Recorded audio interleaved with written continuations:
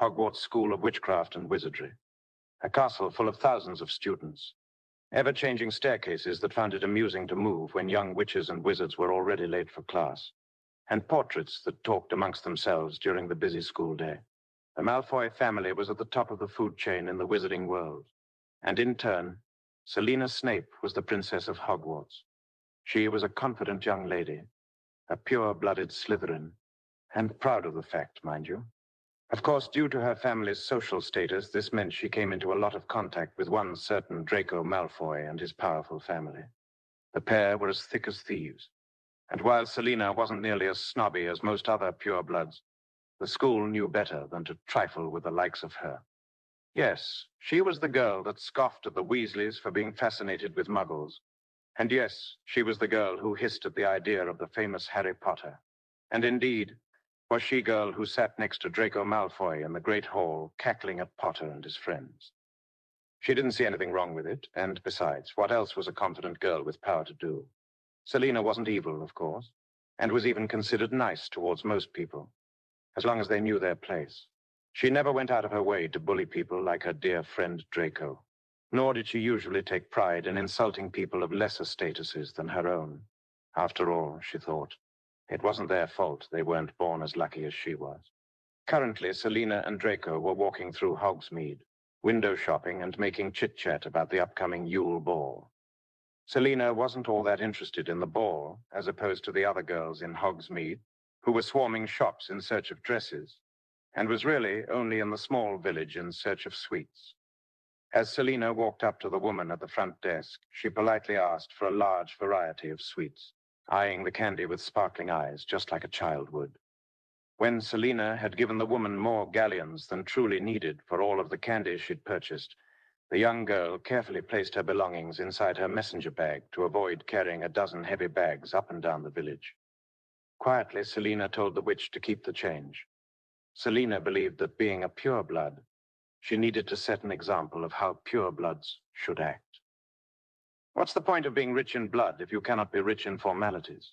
She would say whenever Draco sent her a look. As the pair made their way into the Three Broomsticks for a warm butterbeer, Selina couldn't help but glance over at Draco, who was apple-cheeked and a bit miffed at how the snow was ruining his hair.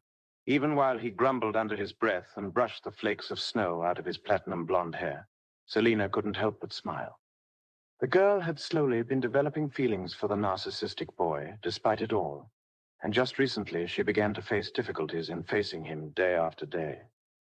It was a struggle to keep her feelings under control when her stomach would burst into rampaging butterflies inside of her whenever he was near, or when her face would burn so red she ought to have been in Gryffindor at the slightest touches between them. In fact, sitting across from him in the snug pub made her stare glaze over in a state of pure love. Unfortunately, as Selina spaced out, it wasn't Draco that her gaze focused on, but instead her EC orbs focused on someone who'd just entered, Fred and George Weasley. Draco looked at the girl, and then Fred, or maybe George, he couldn't tell the difference, and made a disgusted face. Selina! He was genuinely confused. Selina always talked about how idiotic the Weasley twins were, how much of a disgrace they were, and always spoke of them. A look of horror flashed onto the boy's face, the butterbeer sloshing over in the mug and soaking his hand as he turned to face the redheads once more. She always spoke of them. Draco sneered. How could she? Fancying someone and never letting her best friend know. Especially him, a Weasley. Mentally scoffing, the boy angrily took a sip of his beverage, convincing himself that he was just being protective, and nothing more. Selina, on the other hand, was lost in a world of her own, oblivious to the fuming male across from her. She continued to daydream, thinking of what it would be like to tag along with Draco to Hogsmeade as a couple, kissing in the snow and the boy showing her his soft side, the side reserved just for her. The sound of fireworks and shouting brought the girl back to reality, and she scowled slightly before glaring intensely in the direction of the red-headed Gryffindor students for a moment, before turning back to Draco, who was glaring at his mug. The girl raised a brow. Draco? Draco, on the other hand, just mumbled and looked anywhere but at Selina, A flash of hurt found its way into the girl's eyes as he continued to ignore her gaze and look anywhere but at her. A feeling of dread found its way into the girl's stomach as they finished their drinks in silence. It wasn't until about a half hour later, when the boy stood up to leave, that a rush of panic began to set in as Selina hastily followed back outside into the snow. What if he hated her? Why was he ignoring her? Did he find out about her crush on him? What if he meant to reject her? Frankly, Selina was on the bridge of tears, and she wondered whether or not the boy would even care. Draco, on the other hand, felt horrible. He felt as if someone was injecting self-hatred into his nerves and breaking apart his heart piece by piece. He felt so awful. What did that Weasley have that he didn't? He had riches, good looks, and power. But he sighed, knowing better than anyone that Selina didn't care much for power as much as she cared for the personality of a person. If that was the case, the boy ducked his head lower and hunched his shoulders at this. He would lose, for sure. Fred and George Weasley were the most amusing people he'd ever seen, regardless of the fact that they were no good Weasleys. They could make anyone laugh, and most of the time it even worked on Selina. He felt sick. His first friend and possibly first love interest was going to leave him for a freckled ginger-blood traitor and his ragtag family. Selina and Draco walked along the snowy trails of Hogsmeade in silence. Draco being upset, but not rude enough to abandon the young lady completely when he knew the stupid twins might run into her. As the pair walked down the almost deserted trail, the occasional couple or two that made it awkward for the both of them, Draco cleared his throat as he decided it was now or never. "Why a Weasley?" he blurted out, stopping suddenly and turning to face the shell-shocked girl with hurt in his icy glare. "What? Of all the boys in the school, no, in the wizarding world, why would you choose a bloody Weasley over me?" Selina could only stare at him with her mouth agape, unable to comprehend what the boy was on about. "Draco Malfoy, what on earth are you talking about?" Draco scoffed. "Don't play dumb with me, Selina. I saw you in there daydreaming about those stupid twins. It's clear you fancy them. But why?" The male's voice cracked slightly and his glare began to falter. Aghast, Selina let out a gasp of horror. "Draco Lucius Malfoy? How dare you accuse me of fancying a Weasley?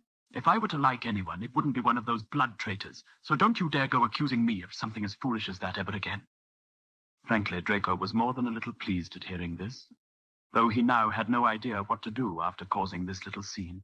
I'm sorry, Selina," he mumbled awkwardly, inhaling slowly. Pressing her lips into a thin line, Selina hesitated a second. "It's fine."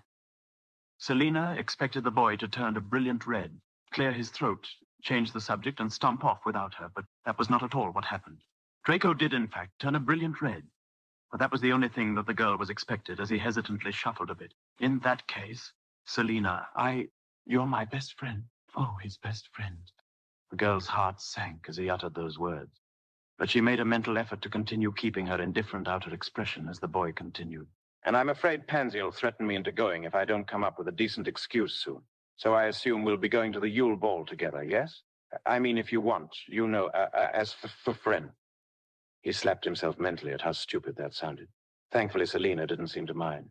"Of course, Draco," she replied with a small smile, teasingly taking a step closer to the boy and batting her eyelashes in a cute manner. "But if you're asking me to accompany you, I'd imagine you doing it in a proper manner, right?"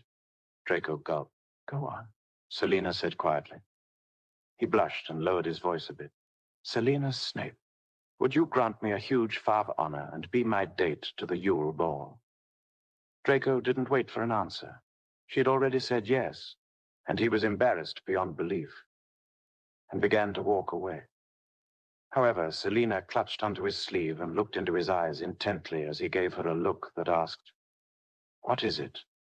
You didn't?" Let me answer.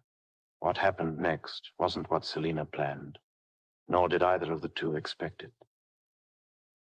Selina stood on the tips of her toes and kissed his lips, her fantasy finally coming true, and the shock of her actions providing enough adrenaline for her to keep a coy composure as she removed her rosy lips from his pale ones and smiled innocently up at him. Draco looked at the girl and blinked a couple of times, before he fully registered what she just did. Did you just... Yeah. Now, come on already. I'm freezing, and we've still got to write that essay for McGonagall's class. Selina smiled once more before turning on her heel and skipping merrily ahead in the direction of the castle as the young Malfoy stared dreamily after the girl, while gently brushing his fingers along the skin which was still tingling from her sweet kiss. As he rushed to catch up with the girl, beaming as though he'd become king of the world, only one thought came to mind. In your face, you stupid Weasleys.